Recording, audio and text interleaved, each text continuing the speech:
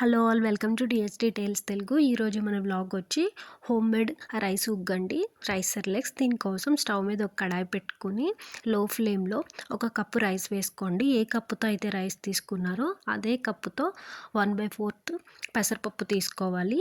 రెండు కూడా బాగా మిక్స్ చేసి ఎలాంటి నూనె కానీ నెయ్యి కానీ యాడ్ చేయకుండా చక్కగా లో ఫ్లేమ్లో ఫ్రై చేసుకోండి.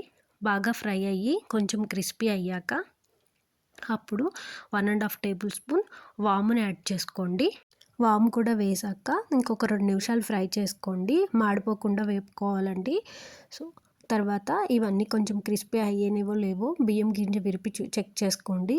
ఇలా చక్కగా విరుగుతున్నట్లయితే మీకు క్రిస్పీగా ఫ్రై అయినట్టు. చల్లారాక మిక్సీ జార్లోకి తీసుకొని మిక్సీ పట్టుకోండి. 8 మంత్స్ ప్లస్ బేబీస్కి అయితే కనుక వీడియోలో చూపించినట్టుగా ఇలా కొంచెం బరకగా రవ్వ మాదిరిగా పట్టుకోండి.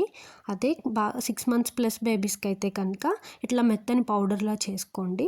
సో ఇప్పుడు ఉగ్గు ఎలా తయారు చేసుకోవాలో చూద్దాం. దీనికోసం స్టవ్ మీద ఒక గిన్నె పెట్టి కొద్దిగా వాటర్ వేసి అందులో 1.5 టేబుల్ స్పూన్ ఈ పౌడర్ని వేసి స్పూన్తో ఉండలు లేకుండా కదిపి లో ఫ్లేమ్లో దగ్గరగా అయ్యేంత వరకు ఉడకనివ్వండి. కొంచెం సాల్ట్ నెయ్యి వేసి దగ్గరగా అయ్యాక స్టవ్ ఆఫ్ చేసేసి చల్లారాక పిల్లలకి సర్వ్ చేయండి.